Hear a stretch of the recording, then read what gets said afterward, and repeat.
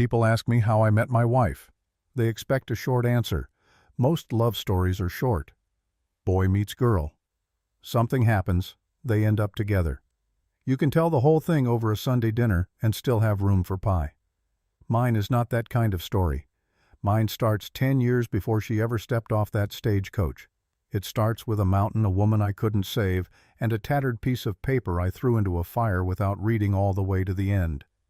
It starts with the worst kind of mistake a man can make, the kind where you don't know it's a mistake until it's already finished happening and there is nothing left to do but live inside it. So when my boy asked me that question, how did you meet Mama? I didn't answer right away. I sat down by the fire. I poured myself a cup of coffee that had been sitting too long and gone bitter. And I started at the beginning, the real beginning. Son, I said, this is going to take a while. The Bitterroot Mountains don't care about you. I want to say that plainly before I say anything else, because I think a man has to understand that truth before he can understand anything about the life I chose up there. The mountains don't care if you're smart or strong, or if you prayed hard the night before. They don't care if you have a family waiting on you, or debts you haven't paid. They will freeze you, starve you, break your bones on their rocks, and bury you under 30 feet of snow without a moment's hesitation. And I loved them for it. I know that sounds like the words of a man who lost his mind somewhere above the tree line.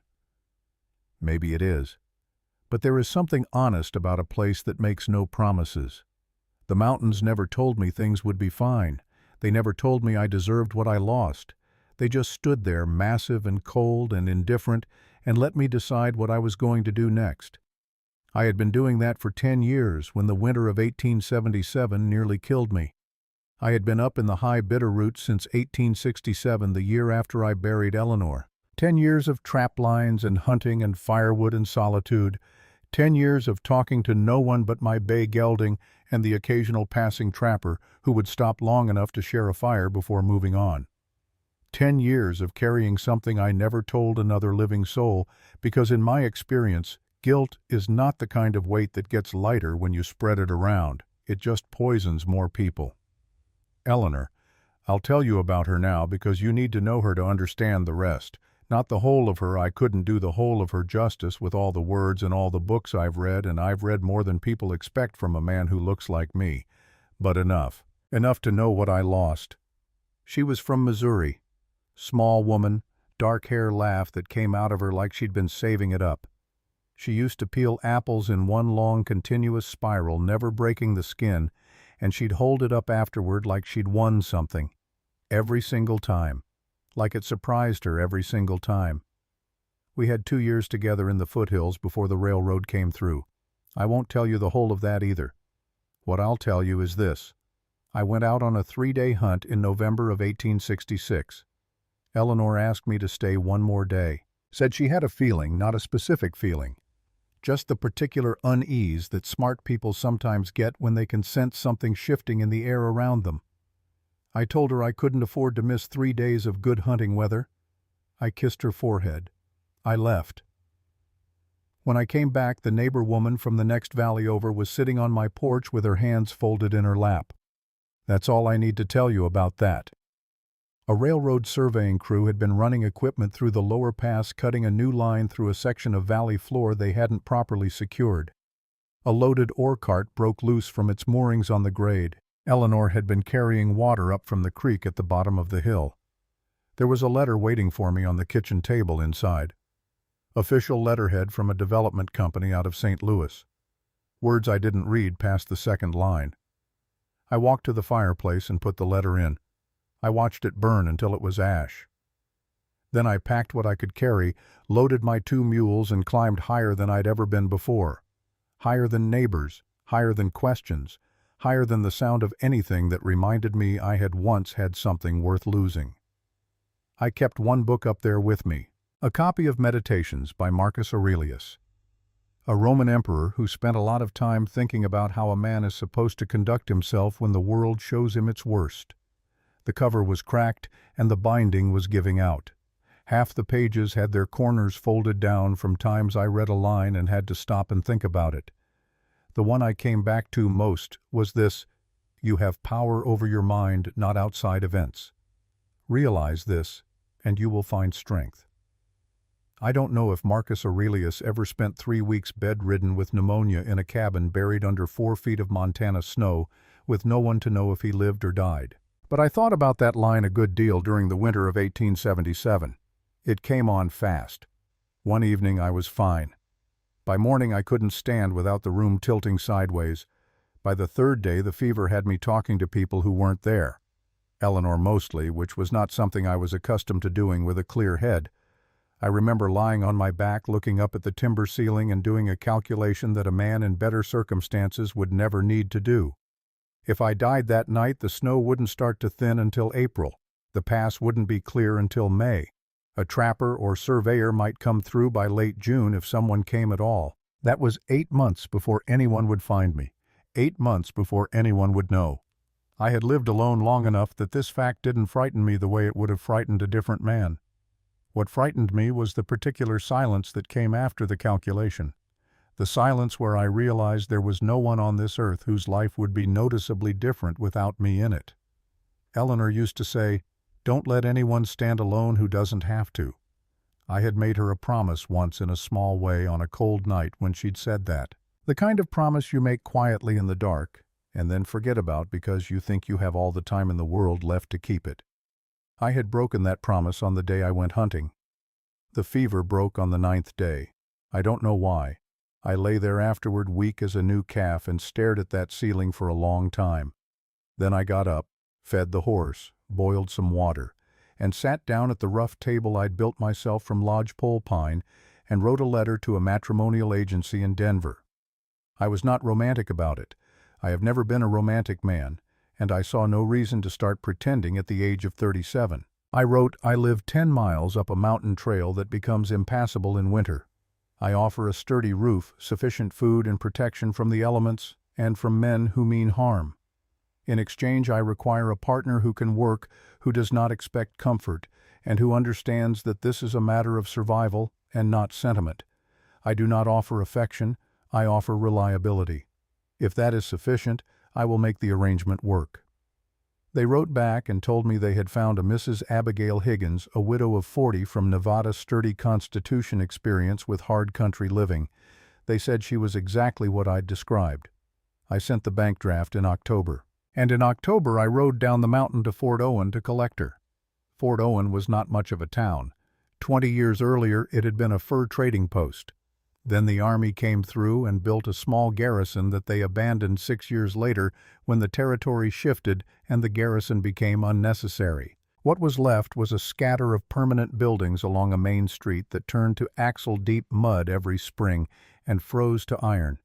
Every winter, a mercantile, a livery, a saloon with a piano that was missing 2 keys, a post office that doubled as the sheriff's office, a rooming house run by a widow named Clara Reed, and Horace Campbell's general store, which smelled permanently of coffee beans and linseed oil. Maybe 200 souls called Fort Owen home. Another 100 or so drifted through seasonally trappers, miners, cattlemen moving stock along the lower valley routes, railroad surveyors in their 2 clean boots. The town knew me the way small places know all their outliers by reputation and rumor rather than by fact. I came down 4 or 5 times a year for supplies. I didn't drink in the saloon, I didn't play cards. I paid for what I needed, and I left. This meant the town had needed to invent a version of me that was interesting enough to talk about. The version they settled on was this: Fidelia Montgomery had killed a man before he came up the mountain. Maybe 2 men. He'd gone up there to hide from something, justice or grief or madness, nobody agreed on which. His cabin had no neighbors because no neighbor would last a season with him. He was dangerous in the way that bears are dangerous, not vicious exactly, just fundamentally indifferent to the softness of other people. I knew about these stories. I didn't correct them. A man with a frightening reputation is left alone.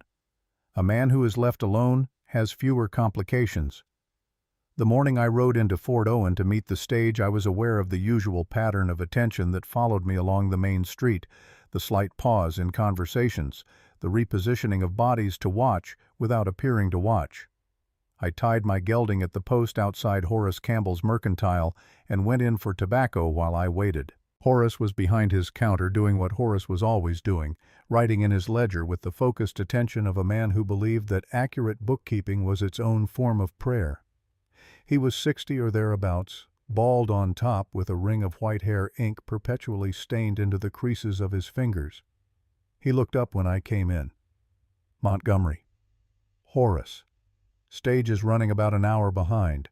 Road crew pulled a stuck freight wagon out of the lower crossing this morning, slowed everything down. I picked up the tobacco I needed, set coins on the counter. Horace wrote the transaction in his ledger with the same care he would give a $50 purchase. I was nearly out the door when he spoke again in a tone that was not quite casual enough to be casual.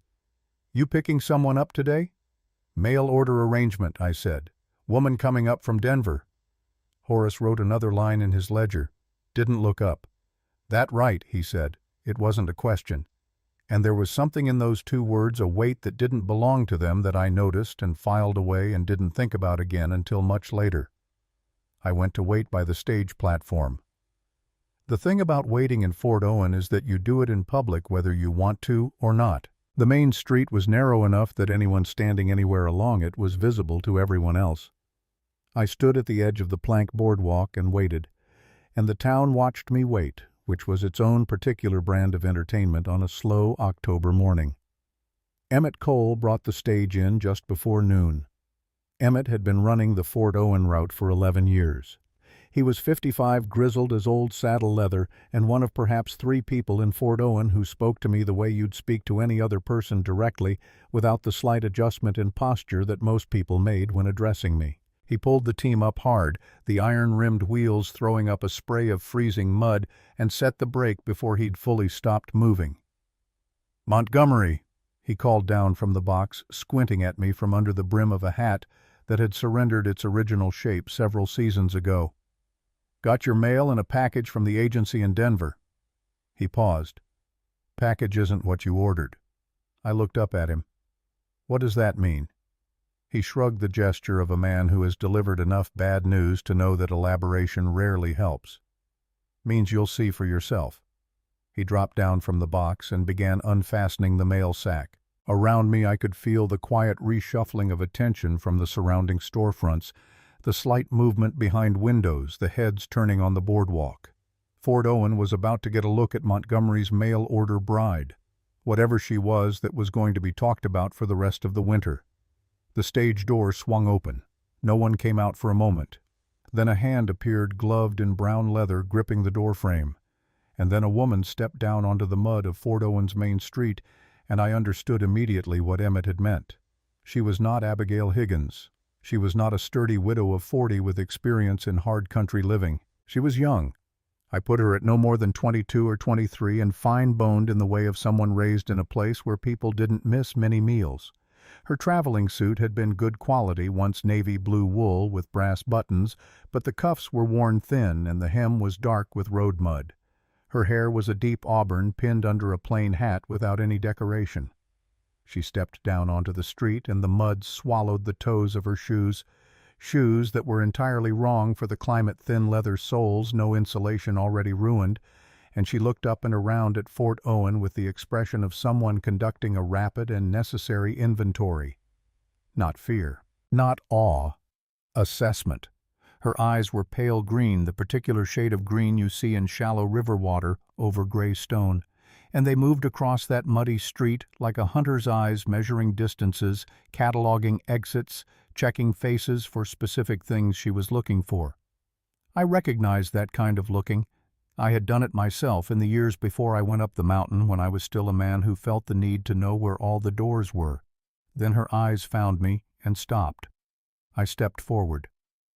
"I am looking for Abigail Higgins," I said. She didn't answer immediately. She looked at my shoulders, then at the Winchester on my back, then at my face taking my measure, the same way I'd been taking hers, quickly and without apology. "Mrs. Higgins passed from cholera in Cheyenne," she said. 3 weeks ago." Her voice was steady. Midwestern, I thought, though there was something underneath it, a slight softening of certain vowels that didn't fit Chicago the way she'd eventually tell me she was from. The agency didn't want to forfeit their commission. They offered her ticket to me. I looked at her. The leather bag she was carrying, worn, battered, the kind of bag that had been repacked many times in a hurry, was held against her side with both hands, knuckles pale, even through the gloves. "And who are you?" She lifted her chin, a small gesture, but deliberate. The gesture of someone who had decided in advance to hold a certain line, regardless of what they found on the other side of it. "Josephine Caldwell," she said. "I read your letters, Mr. Montgomery. I know what you require. I am a hard worker. I don't need coddling." I looked at her shoes drowning in the mud. I looked at her hands. I looked at the thin skin of her neck above her collar, already showing the red of cold she wasn't dressed for. "You're a city girl," I said. "Chicago," she said. "This isn't Chicago, Miss Caldwell. In 2 weeks the snow starts. It won't stop until May. You'll be 10 miles from another living soul, snowed in with a stranger skinning rabbits and chopping wood and hoping the roof holds." She didn't look away. "I can learn." Women from Chicago who can learn don't usually end up on mail-order stages to Montana. Something moved across her face, then fast and quickly suppressed. But I saw it. Not offense. Not embarrassment. Fear. Old fear. The kind that lives under the skin and doesn't come from what's in front of you. "You won't last a month," I said. She stepped closer. The mud took another inch of her shoes, and she didn't look down. "I have nowhere else to go, Mr. Montgomery." Her voice was still steady, but there was something underneath it now that hadn't been there before, a stripped-down urgency, the sound a person makes when they've stopped performing and started speaking. "If you leave me here, I have no money for passage back east. I will freeze before the first snow. You paid for a wife to help you survive. I am here." She held my gaze without blinking. "Take me to your mountain." I looked at her for a long time. I am not a man who makes decisions based on what a person looks like. I've known small people who could work a full-grown man into the ground, and large people who folded the first time something went wrong. I've known cheerful people who turned mean when things got hard, and quiet people who turned out to be the steadiest thing in a bad situation. What I was looking at was not a comfortable woman, not an easy woman, but there was something in her eyes underneath the calculation and the desperation that I recognized the way you recognize a word in a language you don't speak, something I couldn't name but that I had seen before, in my own mirror on the bad mornings. I took a breath that smoked in the cold air. "This is a contract of labor and survival." I said low enough that the watching town couldn't hear. "Not a marriage in any other sense. I sleep by the fire. You take the bed. You do your share. I do mine." "Agreed," she said immediately. "Don't expect affection." "I expect nothing but a place—" She stopped. Something flickered across her face, a quick internal correction like a woman catching herself about to say a word she'd decided not to say. "A place to live," she finished. "I accept your terms." I noted the stumble, filed it away next to Horace's too careful tone and the way she held that bag. A man of the mountains learns to note things that don't fit. Usually those things matter later. "We have 10 miles of vertical rock before dark," I said. "Keep up, Miss Caldwell." I turned and walked toward the livery. "I want to tell you about one thing that happened before we left."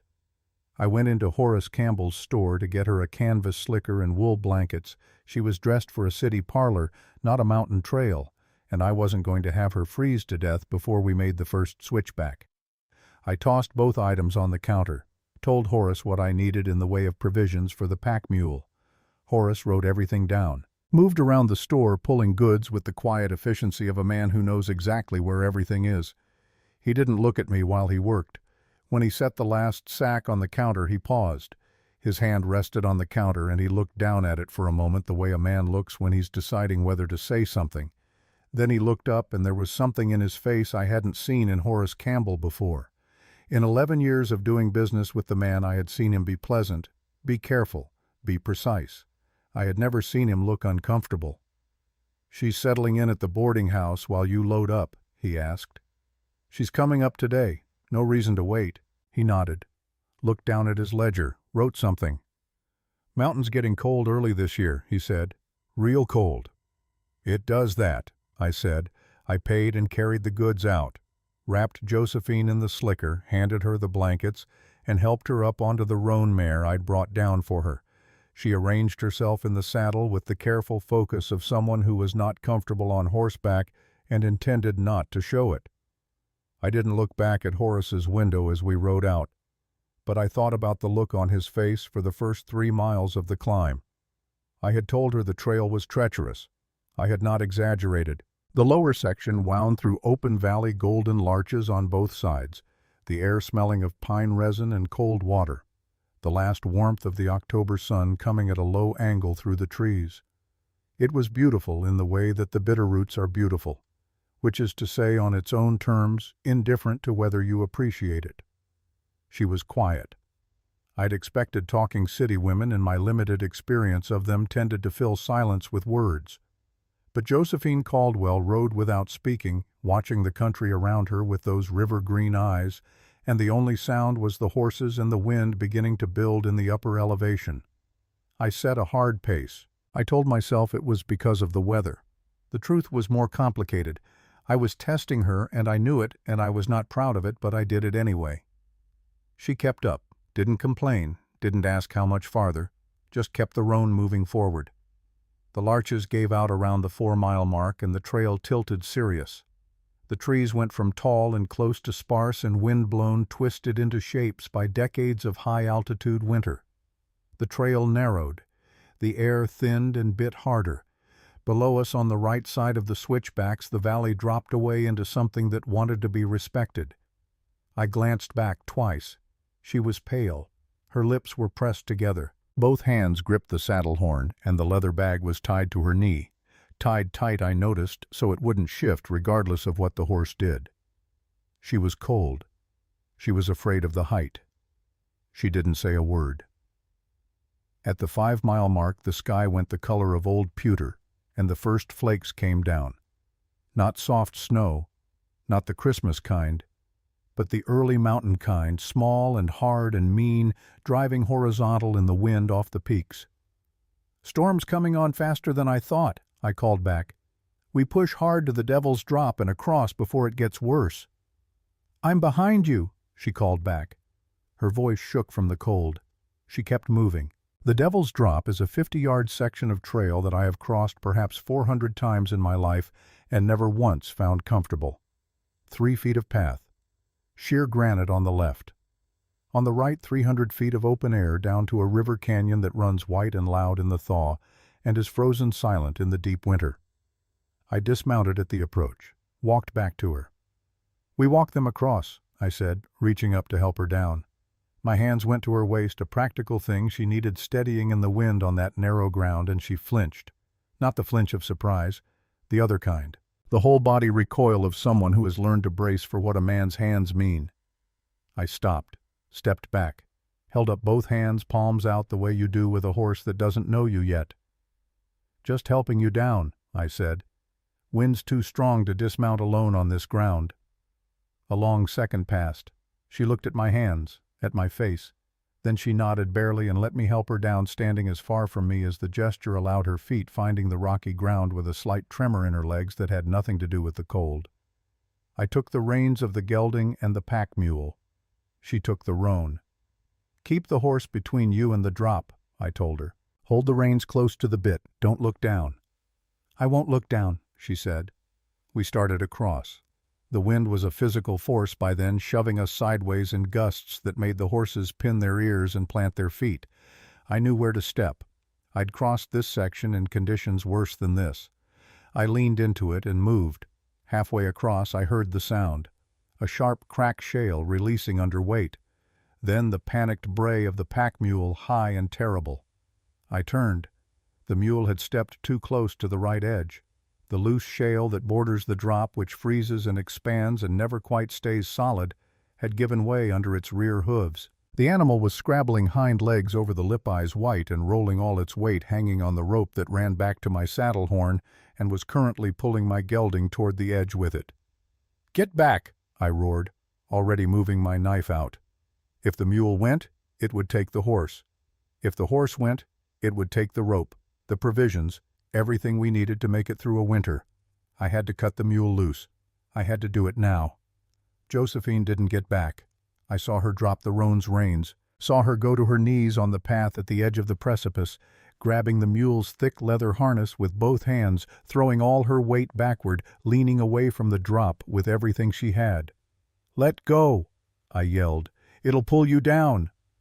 "Your flour is on this mule," she screamed back, her voice ragged with effort, boots scraping and slipping on the icy rock. "We need it." I reached her in 3 steps, got one hand into her slicker and the other onto the mule's halter and put everything I had into pulling upward. For 3 seconds, that lasted considerably longer than 3 seconds, we were all suspended together, man, woman, and animal, on a 3-foot ledge above a 300-foot drop in the first real snow of a Montana winter. The mule's front hooves found rock. It scrambled forward, momentum shifting, and then it was up all the way up, standing on the trail and shaking so hard I could feel it through the lead rope. I looked at Josephine. She was sitting against the cliff face, back flat against the granite chest, heaving. Her gloves had torn, and her palms were scraped and bleeding from the harness leather. I knelt down in front of her. "You're bleeding," I said. She looked at her hands. "It's nothing." "It's not nothing. This altitude, this cold, a cut goes bad fast." I reached into my coat, pulled out a linen handkerchief, clean folded, one of the small orderly habits I'd kept up there, because small orderly habits were one of the few things that kept a man sane in the long winters. "Give me your hands," I said. "I won't hurt you." She hesitated. The look she gave me in that hesitation told me everything and nothing, the way a closed door tells you there's a room on the other side without telling you what's in it. Then she extended her hands. I wrapped the cloth around her palms, tied it carefully, my hands on her hands. She watched my face while I worked, which I understood it was the same reason you watch a man's eyes when he's holding a weapon, to know what's coming before it comes. Nothing was coming. I wrapped the cloth and tied it and held her hands for just a moment after I was done to make sure the pressure was right. Then I let go. "Why did you do that?" I asked. "I told you to let go." She looked up at me through the snow that was coming down properly now. No longer flurries, but the real thing, the mountain's first serious declaration of the season. "Because without the flour," she said, "we'd have 2 months of hard winter and nothing to bake with. And I didn't come all this way to starve before Christmas." I looked at her for a long moment. I had expected a burden. I had ridden down that mountain fully prepared to spend the winter managing a liability, someone I would need to protect from the mountain itself, from the cold and the dark, and the 100 ways the high country finds to end a person who isn't paying attention. What I had gotten kneeling in front of me on the edge of a cliff with bloody hands and ruined shoes was something I hadn't been prepared for. I stood up. "Cabin's 1 more mile," I said. I offered her my hand. After a moment she took it. I pulled her to her feet. We gathered the horses and walked the last stretch of the Devil's Drop in silence. The snow building around us, the mountain closing over the trail behind us like water closing over a stone. By the time we cleared the drop and the trail widened again, the valley below had disappeared entirely. There was nothing visible in any direction but white and gray and the dark shapes of the nearest trees. We were alone, 10 miles above the world, no road back until spring. I walked ahead and didn't look at the bag tied to her knee. But I thought about it. I thought about the way she'd stumbled on that word. Not a locked door, a place to hide. And I thought whatever she's running from, it hasn't stopped running yet. "Keep up, Miss Caldwell," I said. She kept up. The cabin sat in a small clearing ringed by lodgepole pines so tall and close together that in deep winter, when the snow packed in around their trunks, they formed a wall that felt less like forest and more like the walls of a room with no ceiling but sky. I had built the place myself in the summer of 1867, 3 months after Eleanor, when I still had enough forward momentum from grief to do something with my hands. It was not a beautiful building. It was not meant to be. Every log was chosen for thickness, every gap sealed with river clay and mountain moss, every joint cut to hold under the weight of a winter that could stack 4 feet of snow on a roof in a single week. The chimney drew well. The floor was tight. The door was solid oak, braced with iron, fitted with a bar lock that I had made myself from a piece of rail I'd found abandoned along the lower survey line. I had never thought about what the place looked like to someone seeing it for the first time. Josephine stood in the clearing and looked at it. The snow was coming steadily now, accumulating fast, and the last gray light of the October afternoon was nearly gone. She had been in the saddle for hours. Her face was the color of birch bark. Her ruined shoes had soaked through completely somewhere around mile 7. She stood there and she looked at that cabin, one room, no window box, no porch to speak of, nothing to recommend it, except that it would keep a person alive through what was coming, and she didn't say a word.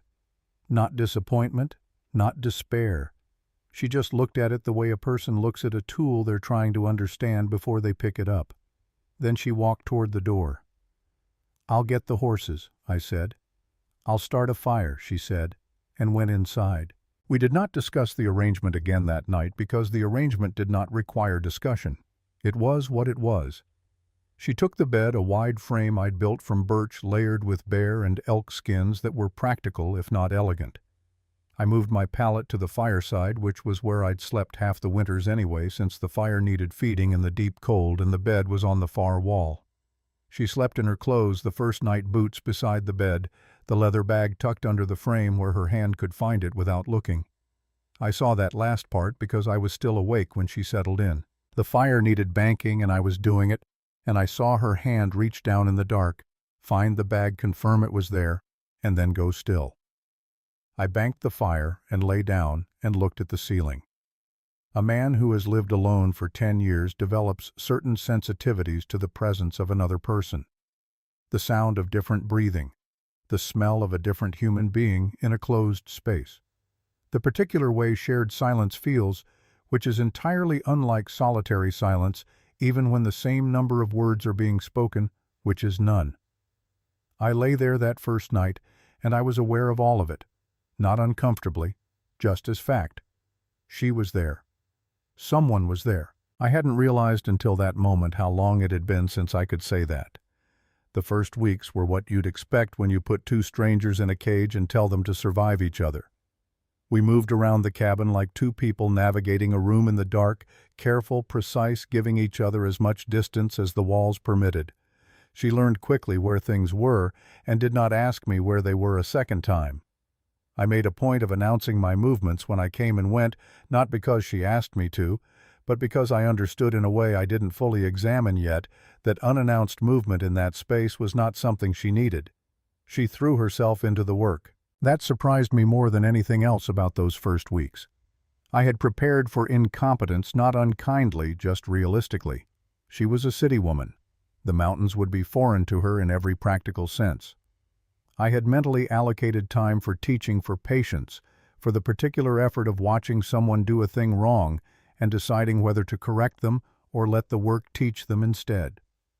But Josephine Caldwell worked like someone who had something to prove. Not to me, to herself.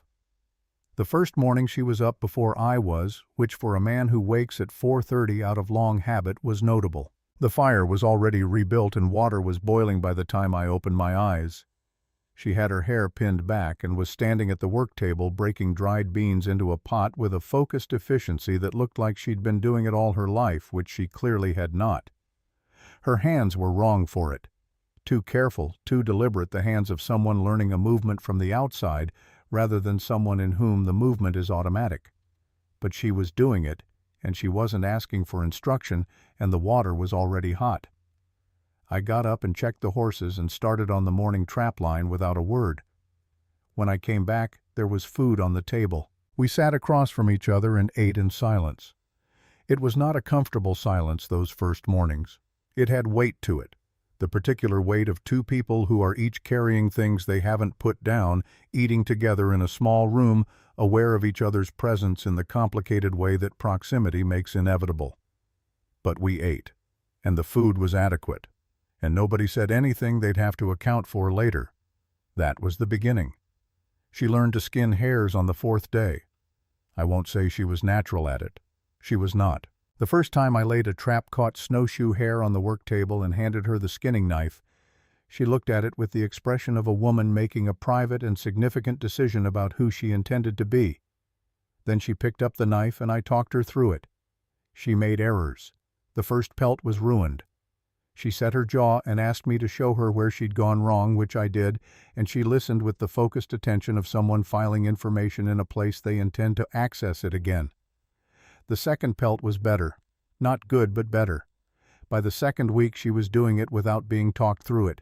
I found myself on those mornings staying in the cabin longer than I needed to, sharpening tools that didn't need sharpening, rereading pages of Marcus Aurelius I'd already read a dozen times, doing the particular kind of nothing that is actually the act of being in a place without a stated reason. I didn't examine this at the time.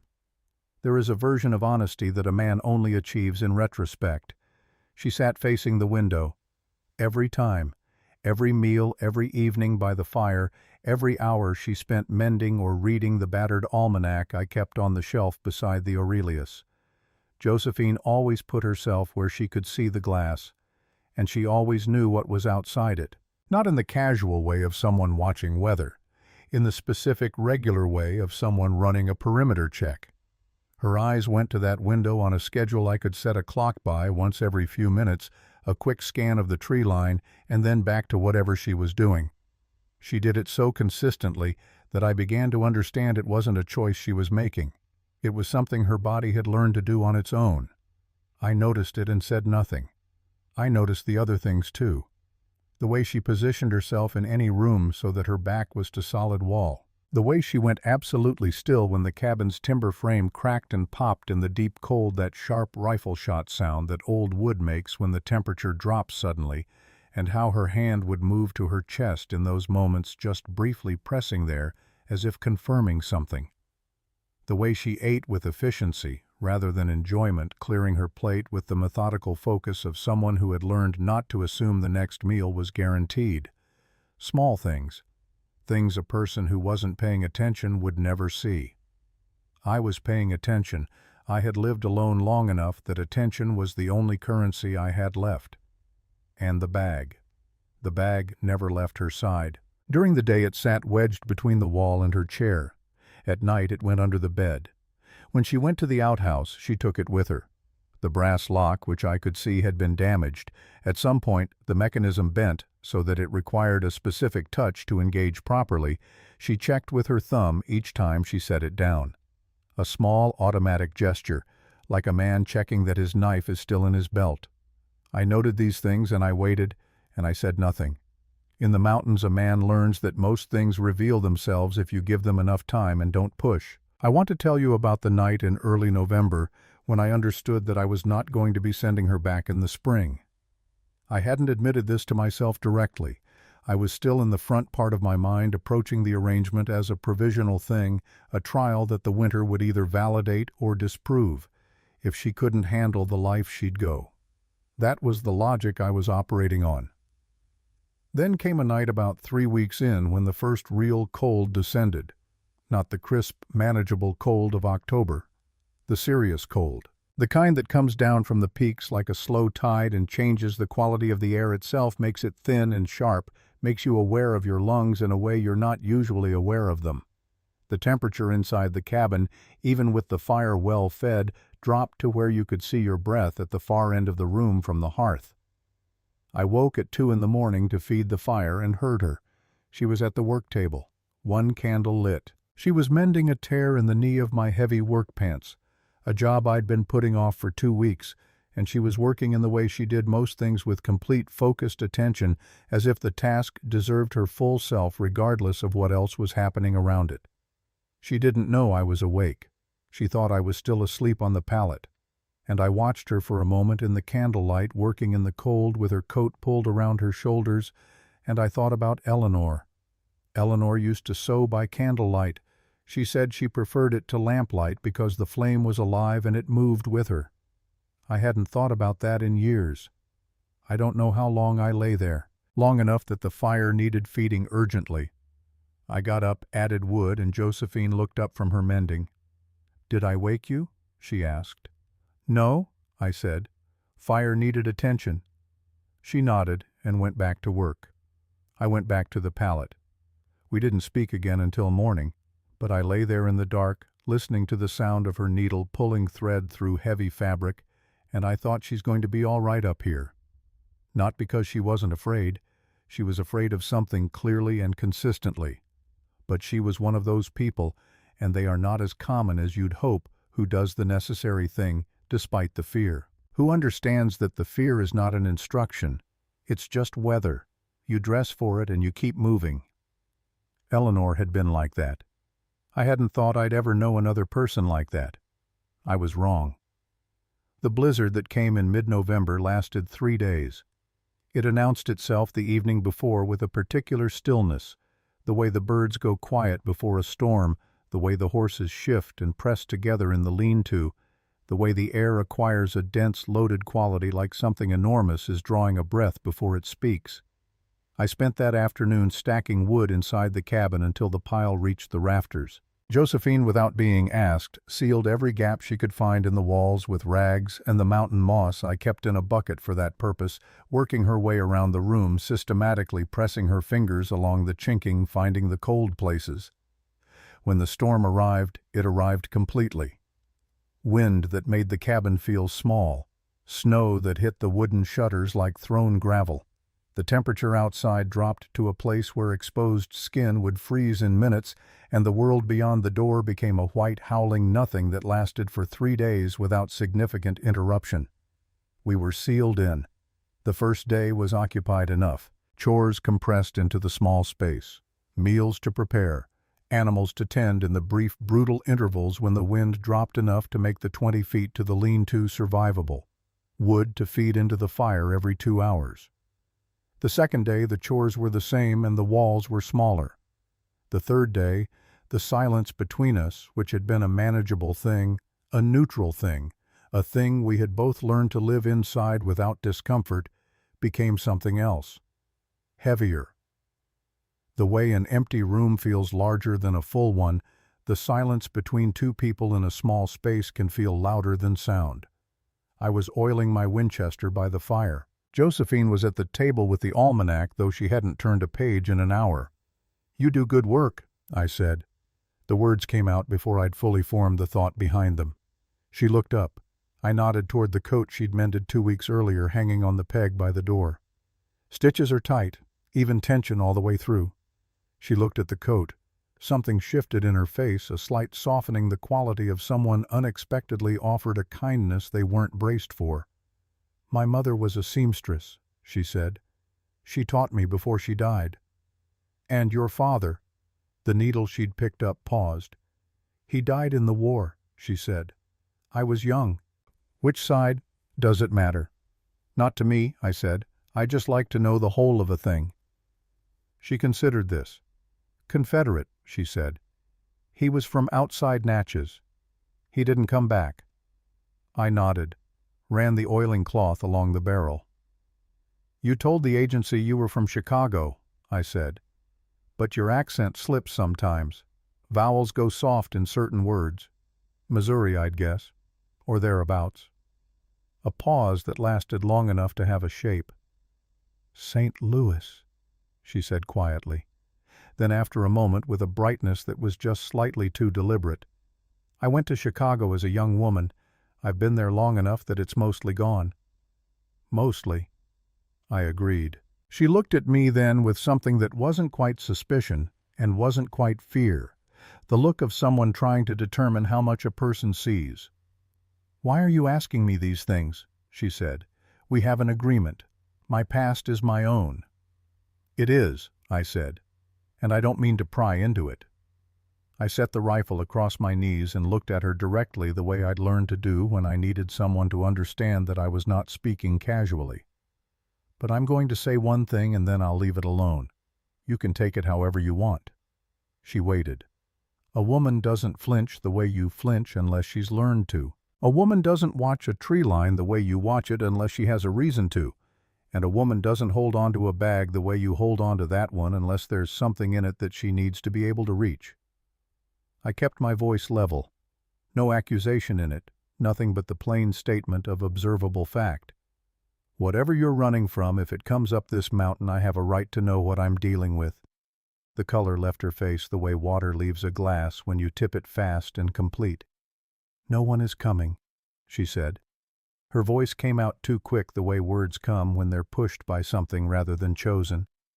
"We are in the middle of nowhere. We are completely snowed in. No one knows where I—" She stopped herself. The word she'd cut off sat in the room between us as clearly as if she'd spoken it. "No one knows where I am." She stood up from the table too fast. The chair scraped back loud on the floorboards. "Josie," I started. She went rigid. Every muscle in her body locked simultaneously the way an animal locks when something in the environment signals danger. "Don't," she said. The word was barely above a whisper, but it had edges. "Don't call me that." I had not raised my voice. I had not moved from my chair. I had made no gesture of any kind. But she was backed against the far wall, her breathing coming fast and shallow, looking at me with an expression that had nothing to do with me, with whatever I was or wasn't, whatever I'd done or not done in the last 3 weeks. She was looking at someone else, seeing someone else in the particular way that people see their ghosts superimposed over what's actually in front of them. I set the rifle down slowly on the floor beside my chair, put both hands on my knees, palms down visible. "Josephine," I said, quietly, "I'm not going to come toward you." Her breathing was still fast. Her eyes were finding their way back from wherever they'd gone. Then something went wrong. I saw it happen the moment the body simply decided it had held enough. 10 years I'd lived in the mountains, and I'd seen it in animals the moment they've run as far and as hard as they can and the legs just stop. The exhaustion and the fear and months of whatever she'd been carrying all arrived at the same moment, and her eyes went unfocused and she began to fall. I crossed the room in 2 strides. I got there before she reached the floor. She was light. I had known she was thin. You couldn't miss it in the weeks of sharing meals. I'd noticed she didn't eat her fill even when there was enough. But lifting her was like lifting something that had been making itself smaller than it was for a long time, like a bird that had been holding its wings in. I laid her on the bed, pulled the bearskin over her. She was breathing color coming back in the slow flush of someone whose body had simply demanded unconsciousness and taken it.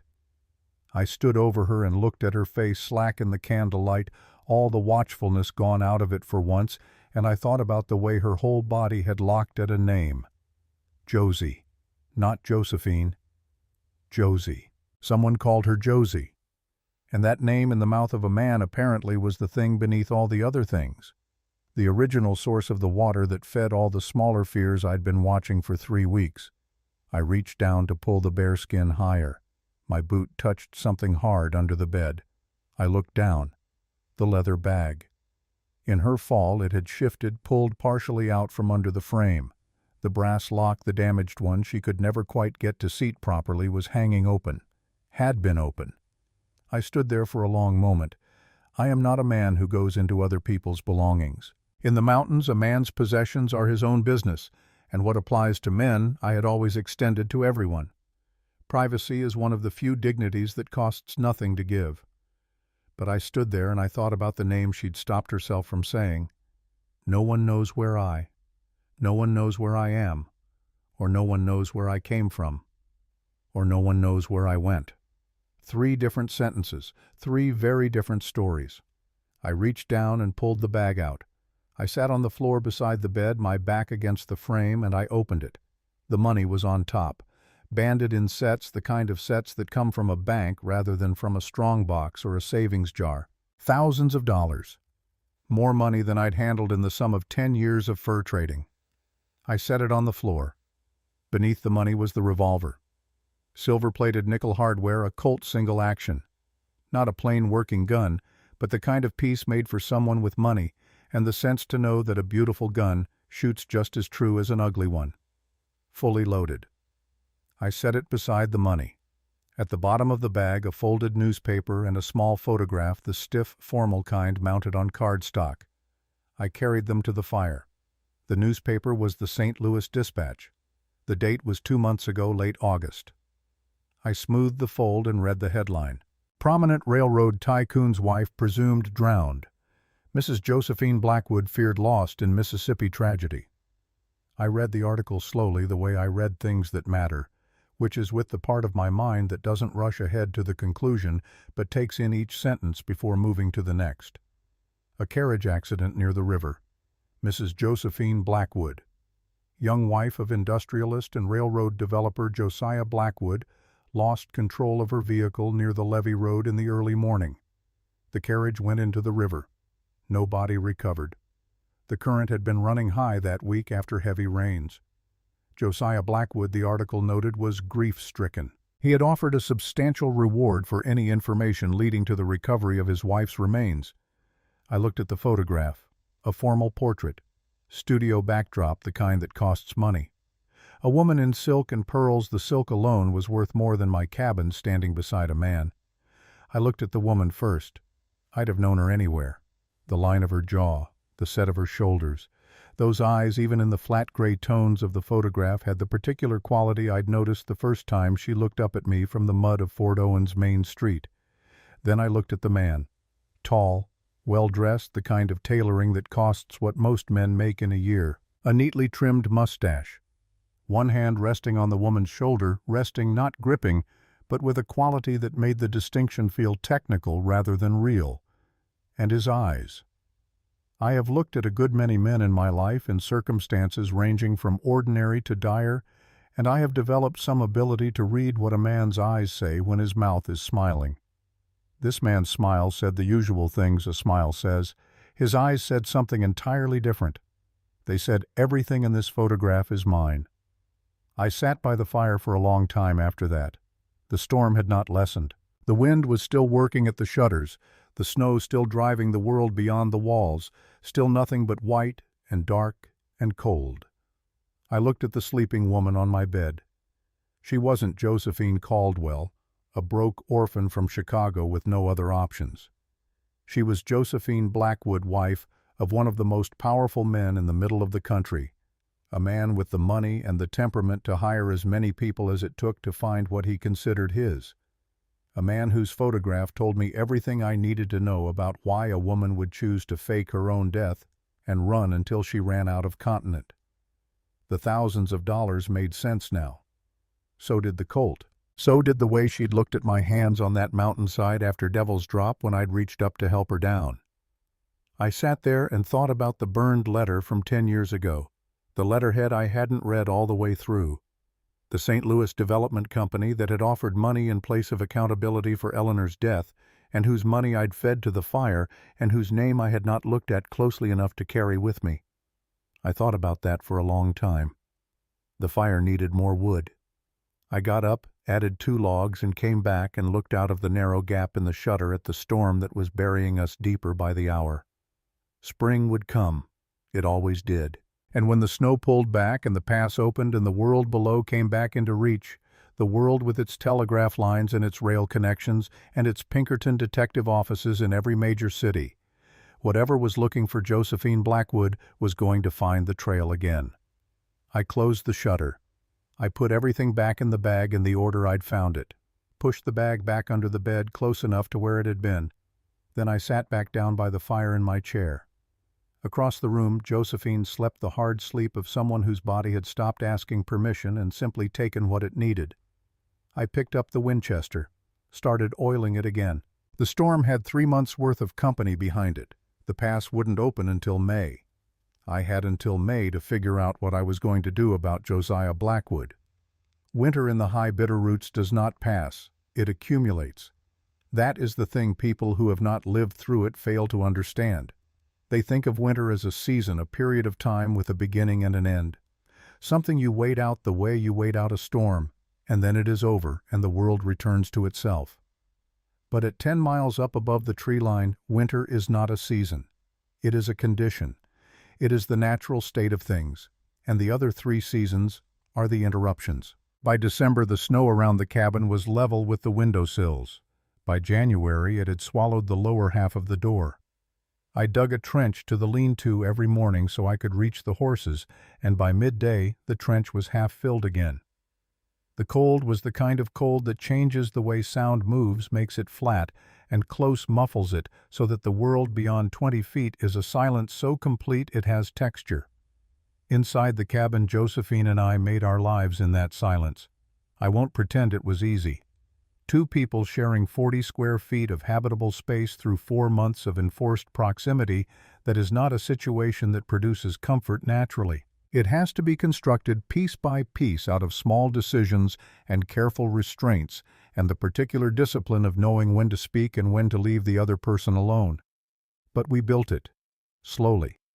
The way you build anything in the mountains, one piece at a time, checking each piece before you add the next, not getting ahead of yourself. She learned the work. More than learned it, she absorbed it. By December, she was rendering animal fat for soap without instruction. By January, she could patch a section of roof and seal the chinking along the north wall, which took the worst of the weather faster than I could. She started keeping a log of the trapline yields in a small notebook she'd found in the bottom of the supply crate, dates, numbers, which lines were producing and which had gone cold. Neat columns in small, precise handwriting. One morning in January, I found the notebook open on the table to a page where she'd sketched a rough map of the trapline route and marked 3 locations where she'd noticed from the window that deer were moving through the tree line at the same time each morning. I looked at the map for a long time. Then I went out and moved 2 of the traps to the locations she'd marked. The following week, those 2 lines produced 3 times what they'd been producing before. I didn't mention it, neither did she. But something shifted in the particular quality of our silence after that, the way it shifts when 2 people who have been working alongside each other realize they are beginning without discussing it to work together. I taught her to shoot in January. Not because she asked. She didn't ask for things directly. I'd noticed that early the way she phrased needs as statements of fact rather than requests, as if she'd learned that asking for something gave the person you were asking a power over you that was better not given. She would say, "The wood pile is getting low," rather than, "Could you cut more wood?" She would say, "The mare's been favoring her left foreleg," rather than, "Would you look at the mare's leg?" So she didn't ask me to teach her to shoot. She said one morning while I was cleaning the Winchester, "I suppose it's something I should know how to do, out here." I looked up at her. "It is?" I said. "Then I suppose you should show me how." That was the whole of the conversation.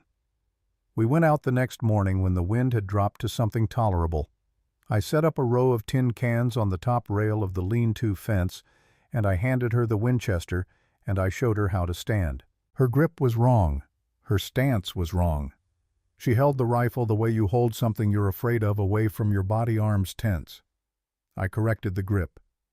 Then the stance. I stood behind her and showed her how to settle her weight, where to put her feet. When I moved to adjust her shoulder position, she went still. Not the violent flinching of that first day on the Devil's Drop. Something quieter and more deliberate, a conscious overriding of what her body wanted to do. I moved slowly and explained each adjustment before I made it, and she stood and let me, and I could feel the effort that cost her in the slight rigidity of her spine, the way a person stands at attention when what they want to do is step back. "Breathe out," I said. "Fire on the exhale. The body is steadiest when the lungs are empty." She fired. The can didn't move. The shot went 2 feet wide and the recoil pushed her back half a step.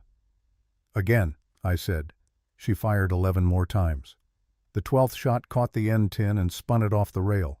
She didn't smile the way I expected, the pleased, surprised smile of someone who has accomplished something. She stood and looked at the fallen can with an expression I recognized.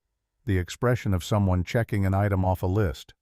Of someone who has decided what they need to be and is methodically becoming it. "Again tomorrow," she said.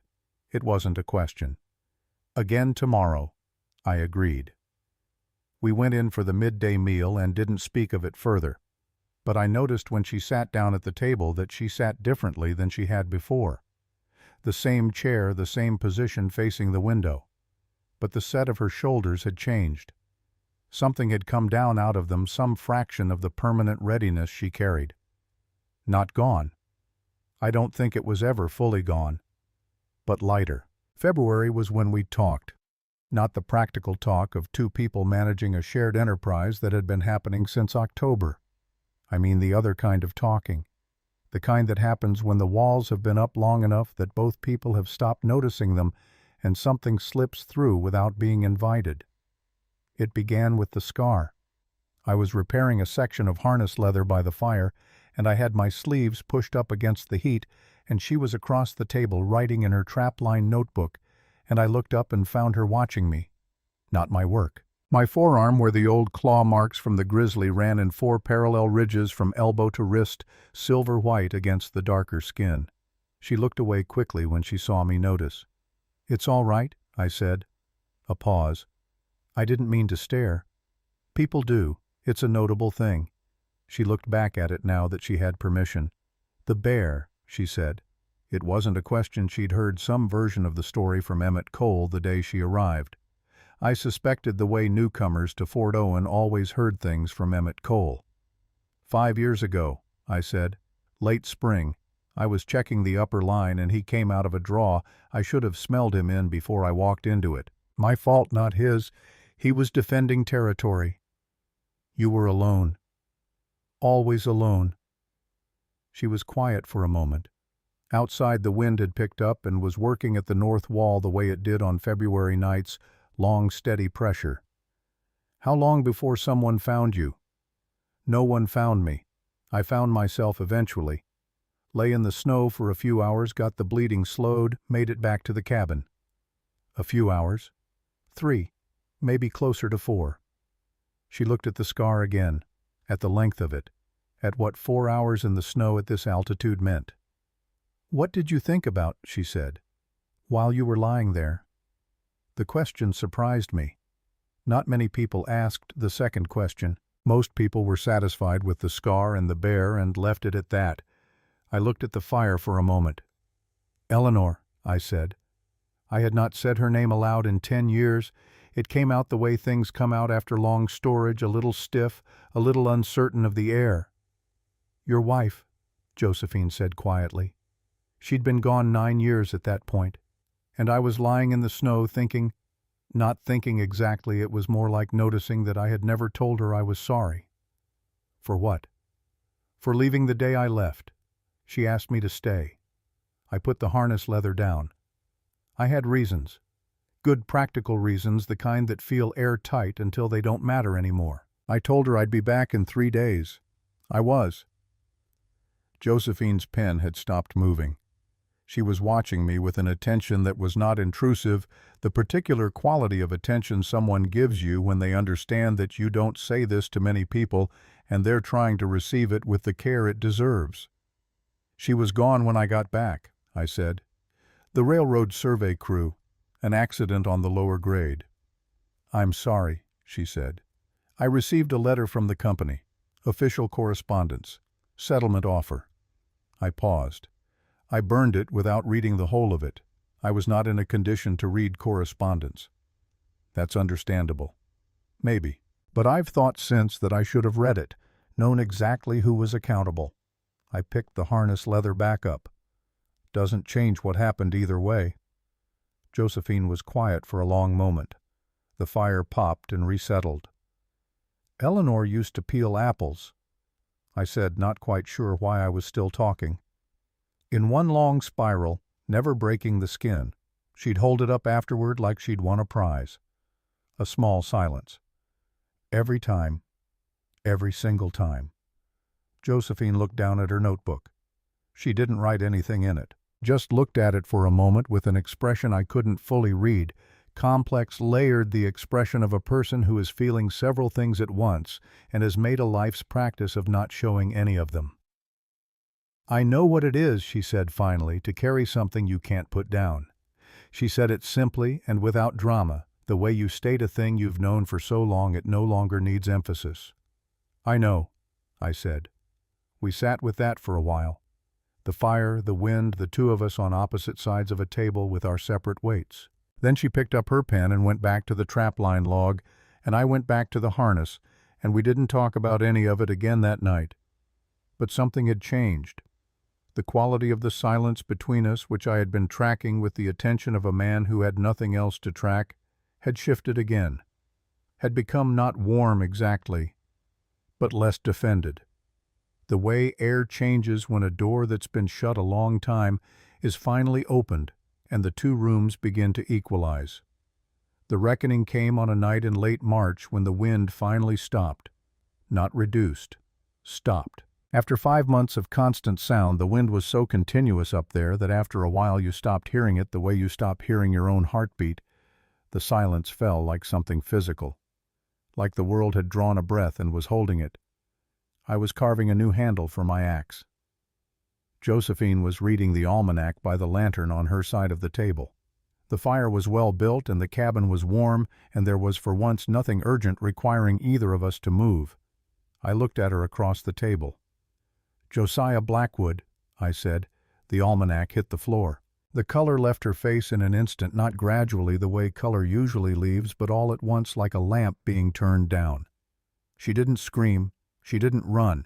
She just stopped completely the way a clock stops mid-motion and looked at me with eyes that had gone to a place I recognized from the night she'd fainted, that far internal place where a person goes when the body has received information too large for ordinary processing. "Josephine," I said, even steady. "I'm not going to harm you. I need you to hear that clearly before I say anything else." She heard me. I could see her hearing me, the slight return of focus, the gradual reassembly of the present moment in her eyes. Her hands were gripping the edge of the table. "The bag," she said. Her voice was almost nothing. "In November, when you fainted, the latch was already broken. I set the axe handle down. I saw the money, the revolver, the photograph, the newspaper." A long silence. "You've known since November," she said. "Yes." That's 4 months." "Yes." She looked at me with an expression that cycled through several things too quickly to name, finally arriving at something that was partly bewilderment and partly something I could only call a terrible, exhausted hope. "Why didn't you—" She stopped, started again. "Why didn't you send me back? Send you back to what I said. I read the article. I looked at the photograph. A man doesn't look at his wife the way that man was looking at you in that photograph and deserved to have her sent back to him." Her throat moved. "I waited," I continued, "because I thought you'd tell me when you were ready. And if you were never ready, that was your right. But spring is coming, Josephine. The pass will open in 6 weeks. If someone is looking for you, they'll be able to move again when it does. I need to know what's coming." She stood up. Her instincts moved her back a step toward the wall, the old reflex, the perimeter check. But she stopped herself. She pressed her back to the wall and she looked at me across the cabin, and she made a decision I could see her making. "Are you going to send me back?" she asked. Her voice was steady now, with the particular steadiness of someone who has decided to be steady, even if it kills them. "I told you in October," I said. "I don't traffic in human flesh." A breath left her long, unsteady, the breath of someone who has been holding it for a very long time. Then she slid down the wall until she was sitting on the floor with her knees to her chest. And the story came out of her. Not smoothly, it came in the jagged, breathless way of something that has been sealed up under pressure for too long. Piece by piece, in no perfect order, but I got the whole of it. She had met Josiah Blackwood at 20 through a St. Louis family that moved in circles several levels above the one she'd grown up in. He was 30 years her senior, widowed, enormously wealthy, and he had pursued her with the focused patience of a man who was accustomed to acquiring what he decided he wanted. "I thought his patience was kindness," she said. "I was 20. I didn't understand yet that some men are patient because they know how to wait, not because they care about the thing they're waiting for." The first year of the marriage was careful. The second year less so. By the third year she understood what she'd married. She told me what she told me plainly and without self-pity, and I will not set it all down here because it is her story. And she told it to me, not to everyone. What I will say is this: the man in that photograph was the kind of man who understood that if you control everything around a person, money movement, social standing, access to anyone who might help you, don't need to lock a door to make a prison. The door can stand open and it doesn't matter. "His first wife," Josephine said, "the one who died of consumption according to every obituary ever printed. There was a doctor's report in his private desk. A real one, not the one filed officially. She fell down a staircase." My hands had gone still in my lap. I found it by accident. I was looking for the household accounts, and the drawer was misfiled. I read it before I understood what I was reading, and then I understood. She looked at the fire. I confronted him. I don't know why I knew, even as I was doing it, that it was the wrong move, but I'd been carrying it for 3 days, and I couldn't carry it any longer. What did he say? He said I was his property. He said if I ever repeated what I'd read to anyone, he would see to it that I was considered mentally unstable and committed. He said if I ever tried to leave, he would— She stopped. He was specific about what he would do. I won't repeat it. You don't have to. 2 weeks later, I found the safe combination written on the back of a painting he never looked at. I didn't plan it. I want you to know that I didn't have some elaborate scheme. I saw the combination and I memorized it, and I walked away and I thought about it for a month before I did anything. The money, I said, and the ledger. She looked up at me. Not just my situation, Fidelia. He kept records of everything. Every judge he'd purchased, every union organizer who'd died in an industrial accident that wasn't quite as accidental as reported, every payoff to every official in 3 states. He kept it because he was arrogant enough to believe no one would ever see it, and because men like him need to count what they've won. Where is the ledger now? Not in the bag. I'm not foolish enough to keep it where it could be taken from me. She met my eyes. I sent a copy to a lawyer in Chicago before I left St. Louis, with instructions that if he doesn't receive a specific communication from me by the 1st of each year, he forwards everything to the federal prosecutor's office. I looked at her. She had arrived on my mountain as a woman with nowhere to go, shoes ruined in the mud clinging to a battered bag like it was the only solid thing in the world. And she had been the entire time running an operation with a dead man's switch built into it. He knows someone breached the safe, I said. He knows his wife breached the safe. He just doesn't know his wife is still alive. She pressed her hands together in her lap. He thinks Josephine Blackwood drowned in August. What he's looking for is whoever robbed him before she died. When he discovers the body they found was not me. She paused. He will not stop. A man like Josiah Blackwood does not stop. The fire popped. Outside, the silent night lay against the cabin like weight. I used you, she said quietly. I want to say it plainly. I needed somewhere so remote, so completely outside the ordinary world that his reach couldn't find it. The agency's advertisement, I read your actual letter. The location you described, 10 miles up a mountain that's impassable in winter. She looked at me with eyes that had stopped defending themselves. I am sorry, Fidelia. I'll leave when the pass opens. You don't owe me anything more than you've already given. I stood up. I walked across the cabin, heavy boots on the floorboards, the particular sound I'd been hearing alone in this room for 10 years. I stopped in front of her. She looked up at me from the floor, the woman who'd held a mule on the edge of a cliff, who'd sat up in the dark mending my coat by candlelight, who'd learned to skin hares and shoot a rifle and seal a roof in a blizzard, who'd carried a ledger that could destroy one of the most powerful men in the country and a dead man's switch to detonate it, and had told no one any of it for 6 months. I reached down. She closed her eyes. I took her arm gently and pulled her to her feet. When she opened her eyes, I was looking directly at her. We made a bargain, I said. You contracted for a husband to keep you safe. I contracted for a wife to help me survive. Those terms have been met on both sides every day since October. I held her gaze. I don't break bargains, Josephine, and I don't send people away from their own home. She looked at me for a long moment without speaking. There was something happening in her face that I won't try to describe precisely because I don't think I have the words for it. Something that had been braced for a very long time, finally quietly putting some of its weight down. This is your home, I said. Whatever comes up that mountain in the spring, it'll find out what I told you the day we arrived. This is the end of the world, and the man who lives here does not yield it to trespassers. The silence held for a moment. Then she said, There's something else. About Eleanor. I went still. She crossed to the bed, reached underneath, pulled the leather bag out and opened it, not searching through it, going directly to something she knew the location of. She pulled out the folded newspaper, but instead of handing it to me, she opened it herself to an interior page I hadn't looked at carefully in November. She laid it on the table and pointed to a section. A smaller article. A quarterly report on Blackwood's railroad expansion accompanied by a summary of the company's liability settlements from the previous fiscal year. A list of incidents.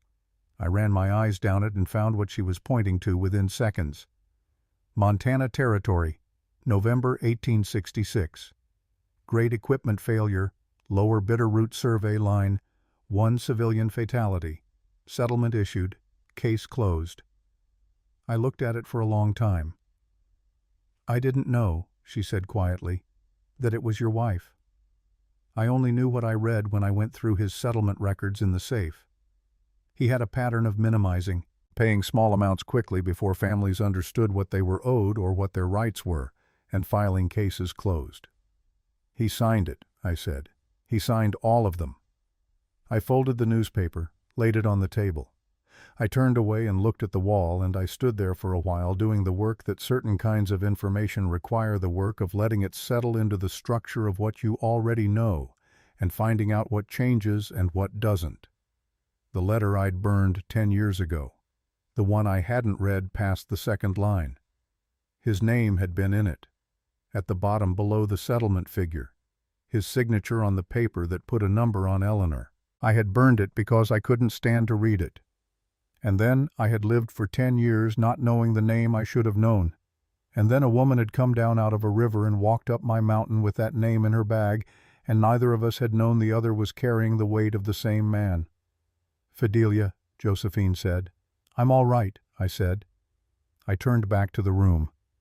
I'm all right, I said again, and this time I meant it in a different way, not as reassurance but as statement of fact. Something had settled, not healed, not resolved, but settled the way a foundation settles when the last piece is placed and the weight distributes itself properly. The ledger, I said. In the spring you send it, all of it. You don't wait. She nodded. And until then, I picked up the Winchester from its place by the door. I checked the action the way I did every night before sleep. Until then, we do what we've been doing. What's that? Survive, I said, and let spring come. Spring came the way it always came to the Bitterroots, not gently. In late April, the snowpack began to release, not gradually, but in sudden, violent decisions. Slides on the south-facing slopes, streams becoming rivers in 48 hours, the trail down the mountain turning to a running creek in places, the mud below the snow line swallowing boot and hoof to the knee. With the thaw came the knowledge that the world below was accessible again. And with that knowledge came the end of the protected silence we'd been living inside. I had known for weeks that I needed to go down for supplies. The flour was gone. The salt was critically low. The Winchester ammunition was down to 40 rounds, which was not enough for what I increasingly believed was coming. I'd been rationing, stretching what we had, but there was a point past which stretching became dangerous in its own right. The morning I told Josephine I was going, she was already outside splitting kindling, moving with the efficient rhythm she'd developed over winter, the rhythm of someone who has learned a physical language and no longer needs to think through it. She stopped when she heard me. She looked at me the way she'd learned to look at me over the months, directly without the intermediary layers she'd had in place when she arrived. Her eyes went to the trailhead, went back to me. "How long?" she said. "There and back 2 days if the lower trail is passable. Possibly 3. She set the axe down, looked at her hands for a moment. Then she nodded the nod of a woman who has decided not to say everything she could say. I handed her the Sharps rifle, the big one, the buffalo gun. Anyone comes up the trail, anyone at all, you fire a warning shot into the tree line, high and wide so they hear it at distance. If they keep coming, you don't fire a warning. I understand. The bar on the door, keep it set. Fidelia, keep the fire low enough that... Fidelia, she stepped forward. I know what to do. Go. I looked at her standing in the mud of the spring clearing with the heavy rifle in her hands and the mountains behind her and the pale morning sky above, and I thought about the woman I'd watched step out of a stagecoach in October with city shoes and a battered bag and nowhere to go. Then I stepped forward and put my hand against the side of her face, careful, deliberate with all the intention I had, and pressed my lips to her forehead. "Keep the fire," I said. "I'll be back by tomorrow night." I rode out through the trees without looking back. The trail down was worse than I'd expected. 2 slides had come across the lower switchbacks, burying stretches of trail under debris that my gelding had to pick through, carefully testing each step. The Devil's Drop had its own new geography. A chunk of the right wall had calved off in the thaw and narrowed the path further, though I'd seen worse. It took 6 hours to reach the valley floor, another 2 to reach Fort Owen. The town was loud with the particular energy of spring breakup, the seasonal return of men who'd been isolated all winter, money coming out of pockets, voices too loud from months of using them only at conversation volume. The main street was a river of mud. 3 horses at the saloon rail, a wagon from somewhere north unloading crates outside the mercantile, and 2 men. I saw them before I reached the livery. They were standing on the boardwalk outside the saloon, and they were wrong for the town. In the way that certain things are simply immediately visibly wrong, the way a wolf is wrong for a sheep pasture, not because it's doing anything particular, but because its entire shape says something the sheep pasture isn't set up for. Good suits, too good for Fort Owen. Bowler hats the kind you wear in cities, the studied ease of men who are being relaxed on purpose, which is its own kind of tension. I tied my gelding at the mercantile and went inside. Horace was behind the counter. He looked up when the bell jingled and something moved through his face, relief or dread or both, one of those expressions that contains its opposite. "Montgomery," he said. "Good God, man. He stopped. "Good to see you made it through. I need to fill this list." I set the paper on the counter. He took it, looked at it, set it down without moving to fill it. "Fidelia," he said. He had not called me Fidelia in 11 years of doing business. "There are men in town. Arrived 2 days ago. I saw them. Pinkerton men. Out of Chicago, they say, but working for someone in St. Louis." His voice was low and careful, the voice of a man choosing each word. "They're asking about a woman, showing a photograph, offering a considerable amount of money for information." My jaw set. "I need to tell you something," Horace said. "Something I should have said in October when she arrived." I looked at him. What followed was not long. Horace was not a man who wasted words. He'd been in St. Louis in the mid-70s, working accounts for a shipping company that did business with Blackwood's Railroad Development Office. He had seen enough, not the worst of it, but enough to understand what Blackwood was. When Josephine stepped off the stage in October, he had recognized her from a formal portrait he'd seen in a St. Louis periodical. Josiah Blackwood and wife opening of the Missouri River Bridge line. "I didn't say anything," Horace said. "I want you to understand why. It wasn't cowardice. Or it was partly cowardice. But it was also she looked—" "I know what she looked like," I said. "I thought she deserved the chance. I thought if anyone was going to give her that chance, it was you on that mountain." He met my eyes. "I'm sorry I didn't tell you sooner. I would have before spring. I was working up to it." "Who talked to the Pinkertons?" A pause. "Jebediah Crane. He was drunk. He told them he'd seen you pick up a woman from the October stage. Said she didn't match what you'd ordered." I looked at Horace. I thought about Jebediah Crane, who had known me for 8 years, who had shared my fire on 3 hunting trips in the Upper Valley, who I had pulled out of a ravine once when his horse went lame in November. "How long have they been here?" 2 days.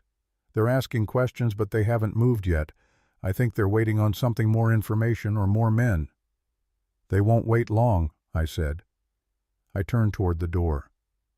"Montgomery." Horace's voice stopped me. I turned. He was standing straight behind his counter, his ledger closed, his ink-stained hands flat on the surface. "I'm sorry," he said again. "For October.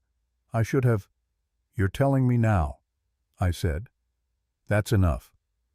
I went out. They were waiting for me. The 2 Pinkerton men had moved from the boardwalk to the center of the street.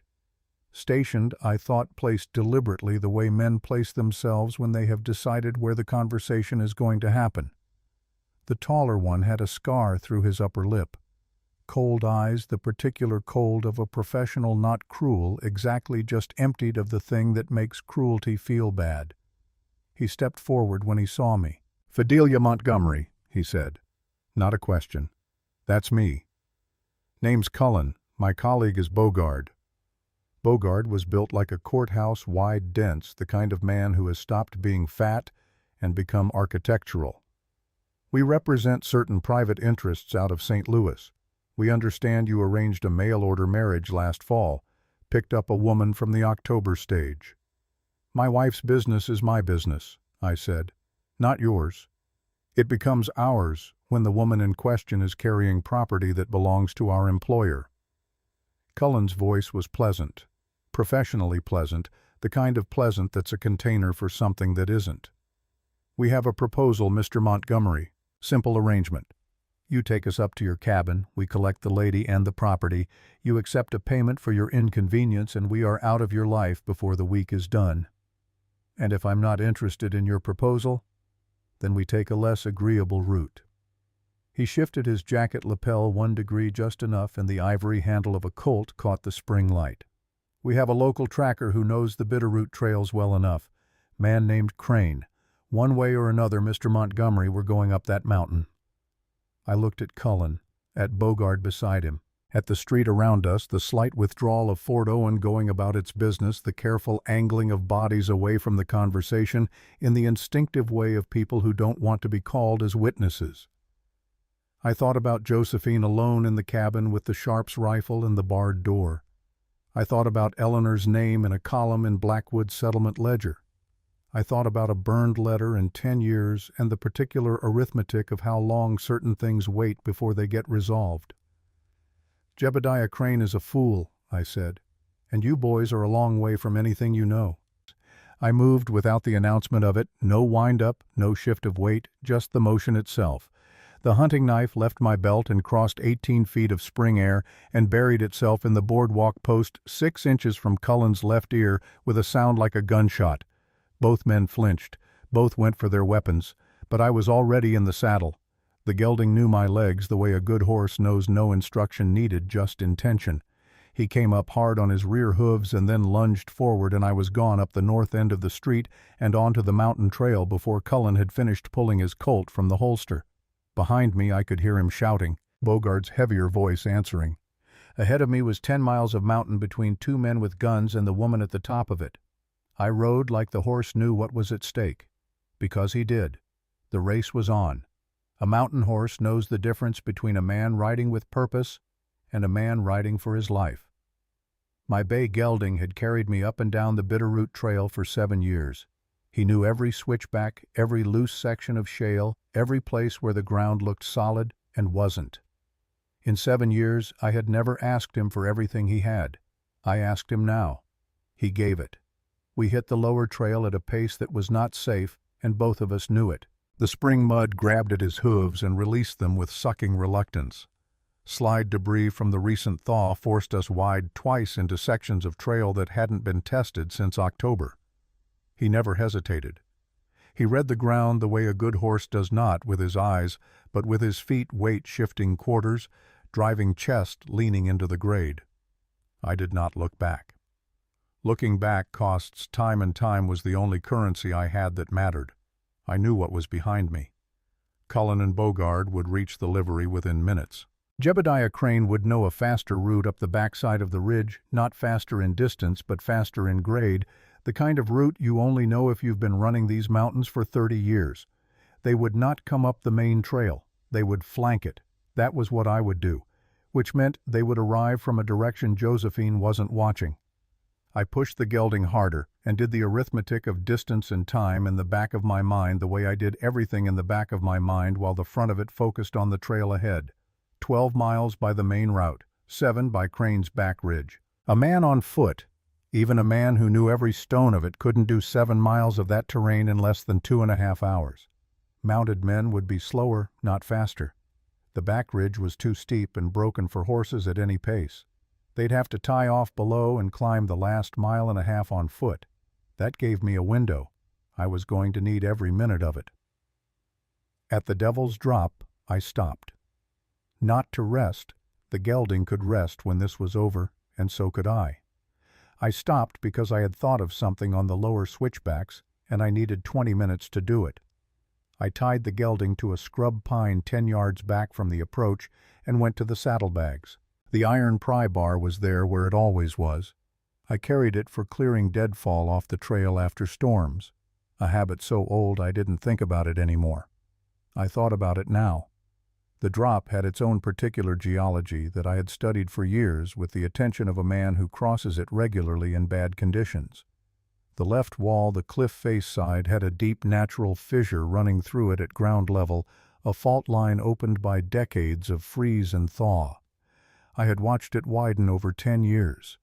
Had thought more than once that a bad enough winter would eventually bring that section of wall down across the trail. I jammed the pry bar into the fissure and put my back into it.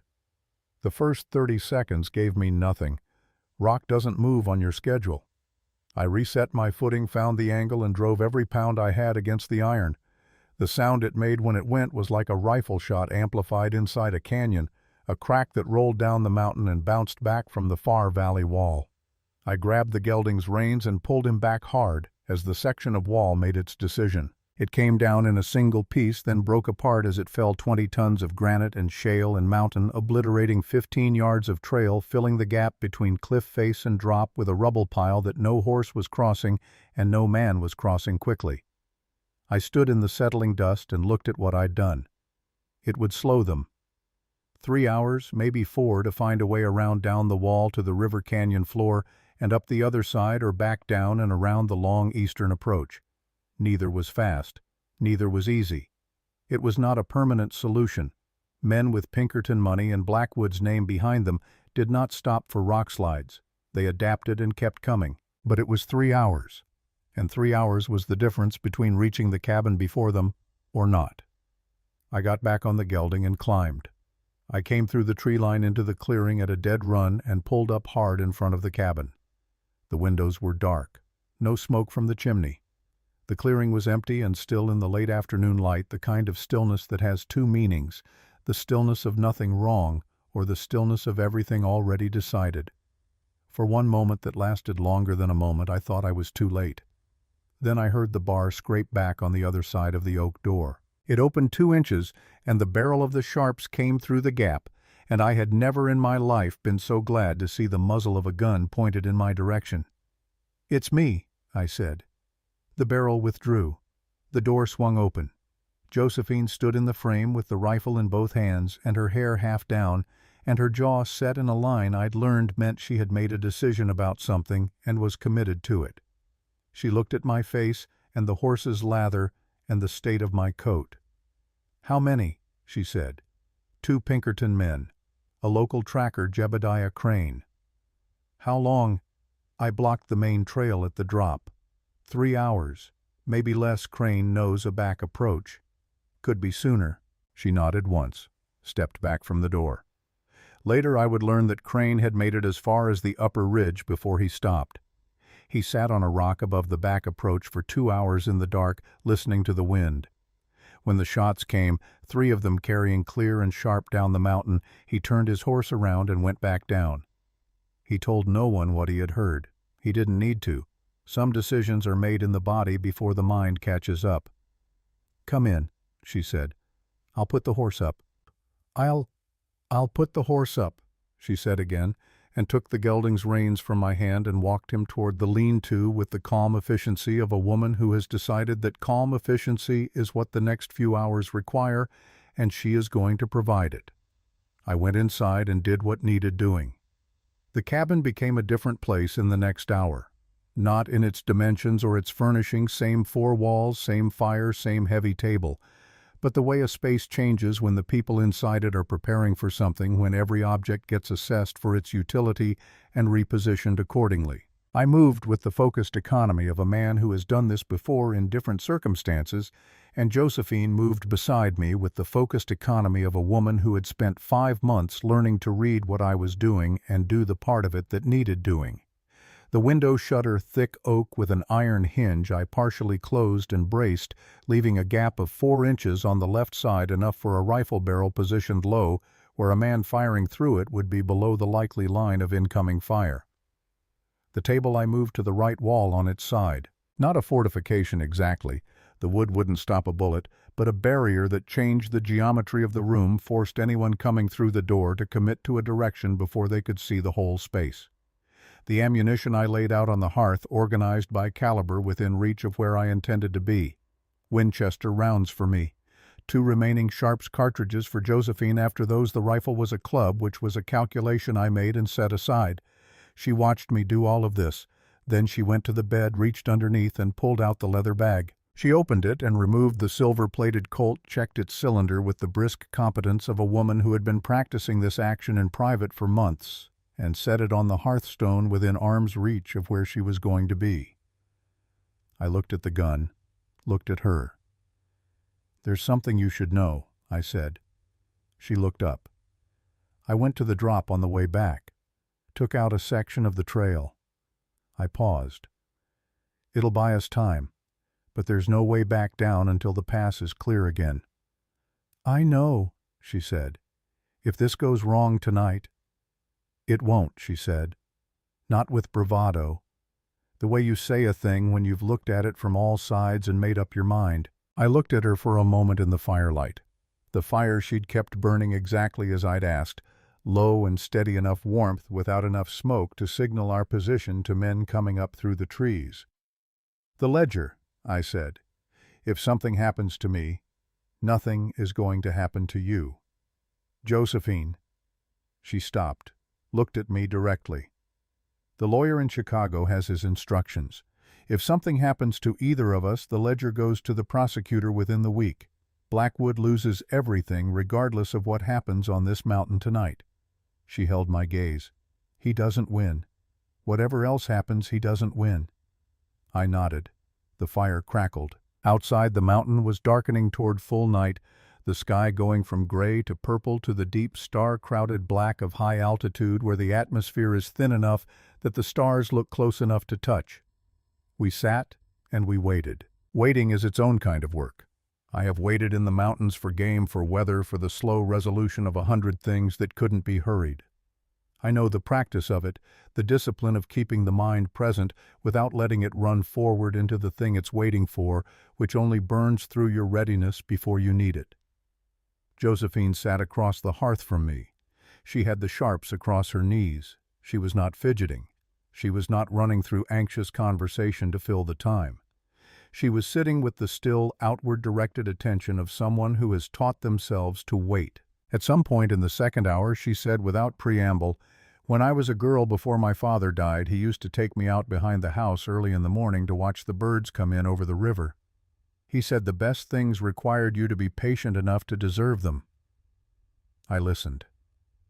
"I used to think that was just something adults said to make waiting feel meaningful," she said. "Now I think he was right. But I think he was talking about more than birds." She didn't look at me when she said it. She was watching the window gap. I said, "Eleanor used to say that the mountains were patient in a way that people should try to learn from. That the mountains had been waiting since before people existed and would keep waiting after. And there was a lesson in that if you were willing to take it." "She sounds like someone worth knowing," Josephine said. "She was," I said. "So are you." The silence that followed was not empty. It was the kind of silence that two people create between them when they have said something true and both know it and neither needs to add to it. The first shot came at 3 hours past midnight. Not through the window. Through the gap in the shutter, a single round fired from the tree line that crossed the room at head height and buried itself in the far log wall with a sound like an axe stroke. I was already on the floor. "Down," I said, though she was already down, already moving to her position behind the overturned table, the Sharps in both hands. Outside, Cullen's voice came through the dark with the carrying quality of a man who has done this before and is not hurried by it. "Montgomery, we know you're in there. Come out easy and this ends tonight without further trouble. Send the woman and the bag out and we walk back down the mountain. Simple arrangement." I didn't answer. In the silence that followed, I heard what I was listening for, the sound of movement separate from the voice. Heavier, coming from the left, working toward the cabin wall. Bogard circling to the door while Cullen talked. I moved to the low side of the window, looked through the gap. The moon was 3/4 full, and the clearing was not entirely dark shapes visible at the tree line, the particular stillness of a man not moving because he knows movement gives him away. I had one angle on the clearing and one angle on the approach to the door. I could not cover both from the same position. "Josephine," I said quietly. "I hear him," she said. She had heard the same thing I'd heard. "Door side. When he moves." "I'll know," she said. I watched the tree line. Cullen was smart enough to stay back, stay in the dark, make himself a difficult target. He fired again, high this time, deliberate, into the shuttered window, and the sound of it was meant to fix my attention on the front of the cabin while Bogard closed the distance to the door. In the quiet after the shot, I heard the footsteps, heavy, fast, committed. "Josephine!" The door exploded. Bogard had not knocked. He had taken a running start across 20 feet of clearing and hit the oak door with his full weight and the iron-shod boot of a man who has broken down doors before and knows exactly what it takes. The bar held for 1 second, the iron bracket bending, the wood cracking, and then it gave and the door swung inward, and Bogard came through with a double-barreled shotgun leveled and his eyes adjusting to the firelight. His eyes found me. He never pulled the trigger.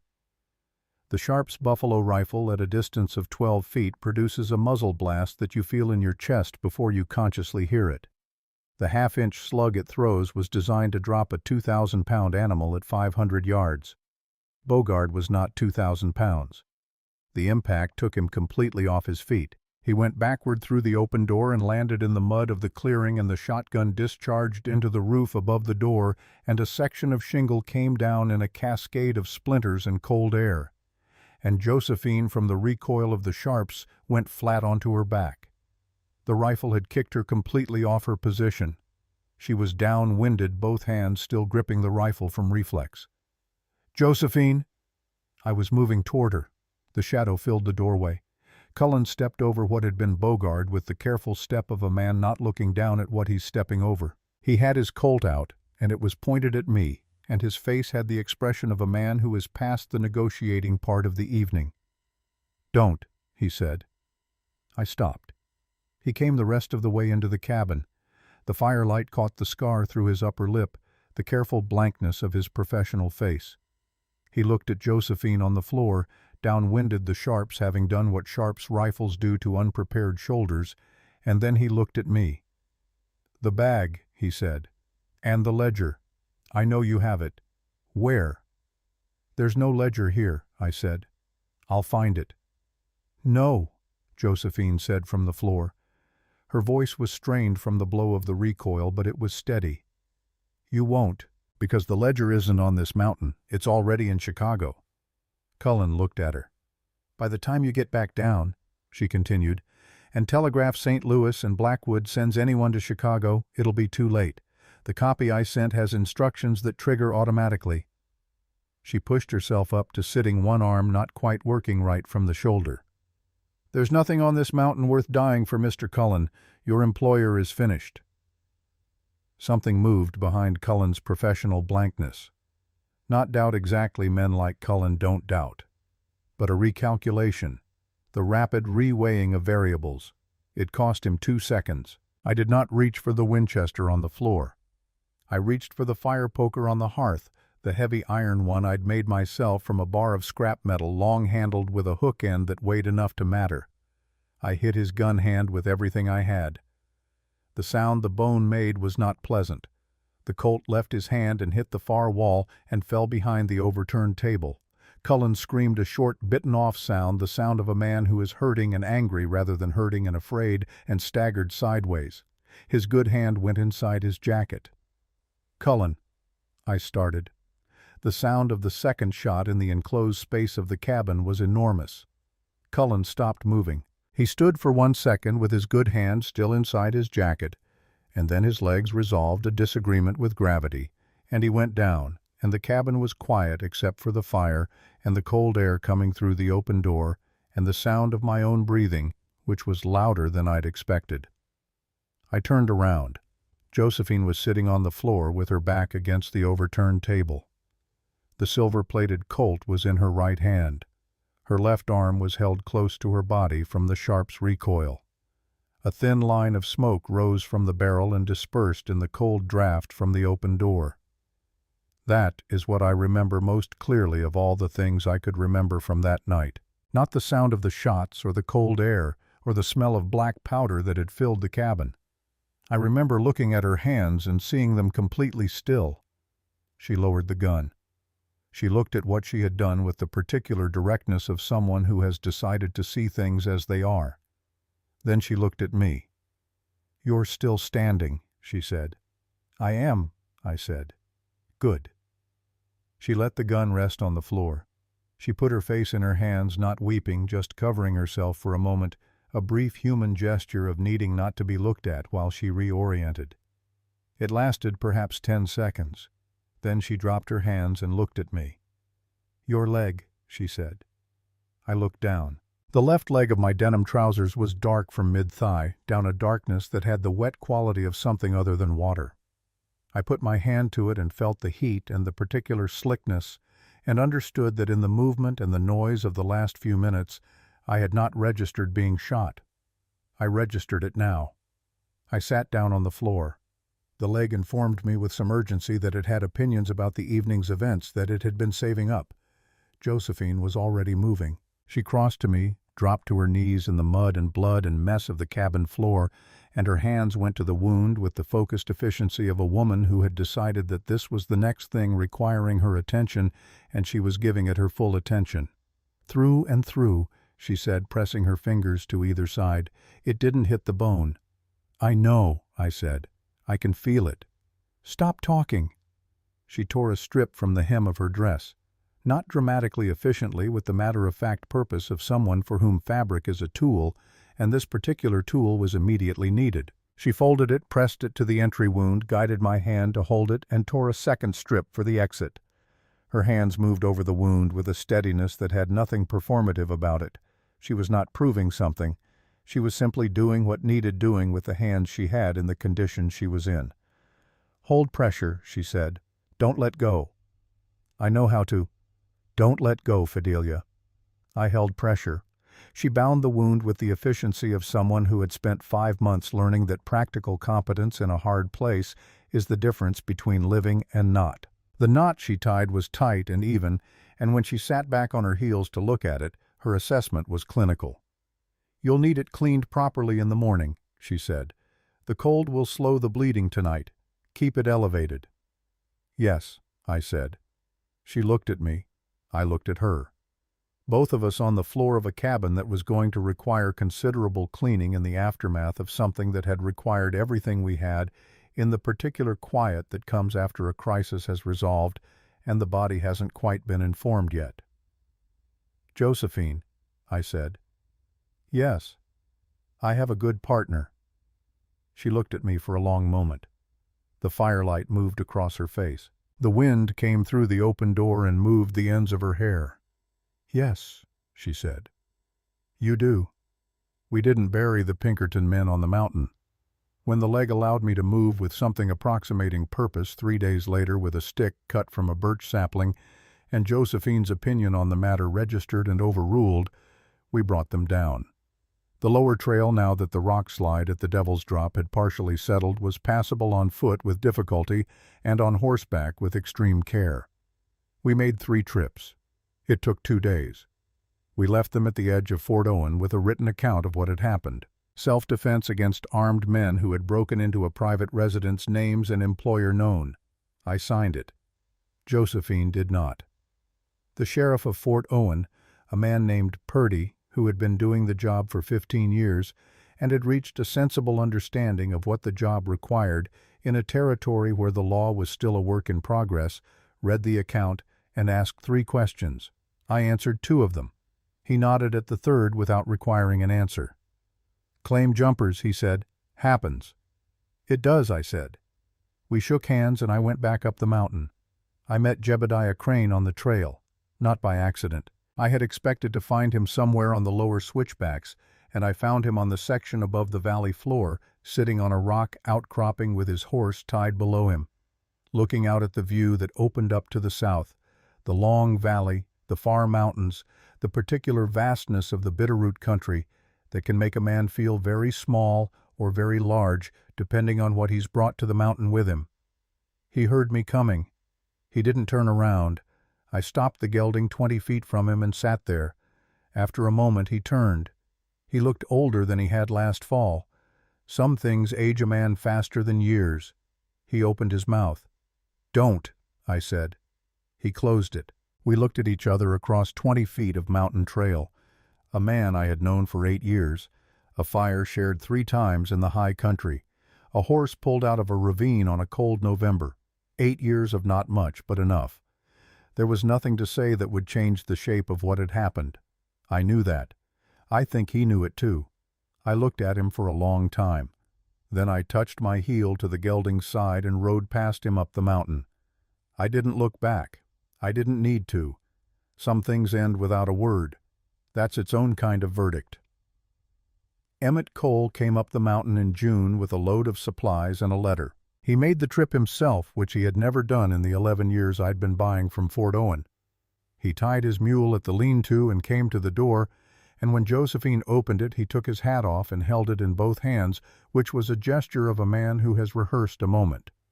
"Mrs. Montgomery," he said, "good to see you made it through the winter." "Mr. Cole," she said, "come in. There's coffee."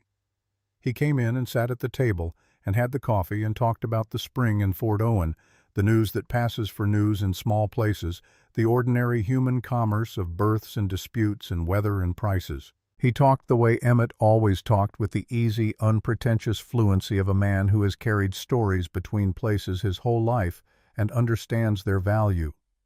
Before he left, he gave me the letter. It was from a lawyer's office in Chicago. Formal language, dense and careful. The substance of it was this: the ledger and supporting documentation forwarded by our client had been received by the Office of the Federal Prosecutor for the Northern District of Illinois. Formal charges against Josiah Blackwood had been filed on the 14th of April. An arrest had been made. The matter of the associated assets was under legal review. I read it twice. Then I gave it to Josephine. She read it standing by the window she always sat, facing the window she'd spent 6 months watching for movement in the tree line. She read it once. Then she folded it and held it in her hands and looked out at the clearing, at the lodgepole pines, at the blue sky of a Bitterroot June above the peaks. I watched her face. I had watched her face for 8 months by then.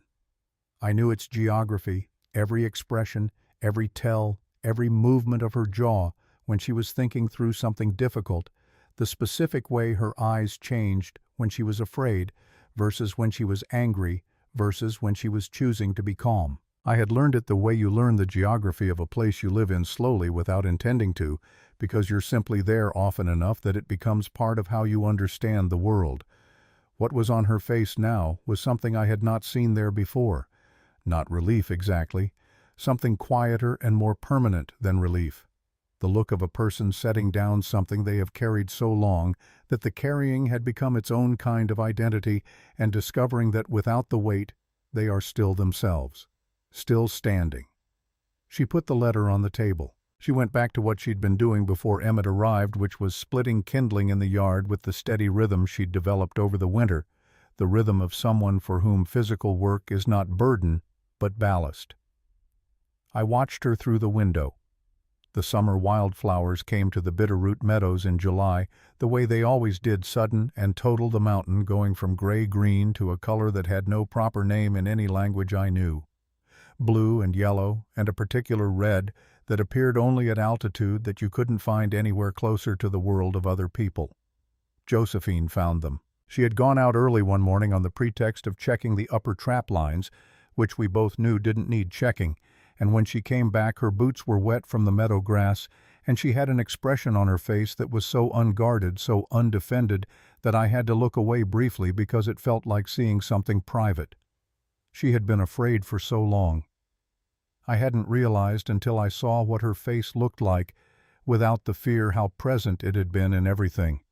The set of her jaw, the angle of her shoulders, the quality of her attention when she was in a room. It had been the background condition of everything I had ever seen on her face. That morning it was simply gone. Not permanently and not entirely. I am not that sentimental about the lasting effects of hard experience on a person. But in that moment, standing in the door of the cabin with wet boots and the particular look of someone who has been surprised by something ordinary into feeling something large, it was simply gone. She held up a fistful of the blue mountain flowers, the small ones that grow at the highest elevation that most people never see, because most people don't go that high. "There's a whole meadow of them," she said, "up past the second ridge." "There is every summer," I said. "You've seen them before?" "Many times." She looked at the flowers in her hand, looked at me. "You never told me." "You never asked," I said, "but I thought about telling you." She came inside, put the flowers in the tin cup she used for water, and set them on the table. We sat across from each other and had the morning meal the way we had every morning meal for 8 months, without ceremony, the comfortable practicality of two people who have stopped treating the ordinary moments of a shared life as anything other than what they are, which is everything. Outside, the mountain went on being itself indifferent, enormous, honest. Inside, the fire went down to coals. The flowers sat in the tin cup. The morning light came through the window and laid itself across the table between us. Many years later, on the night my boy asked me how I met his mother, I told him this story. Not the way I've told it to you. Not all of it.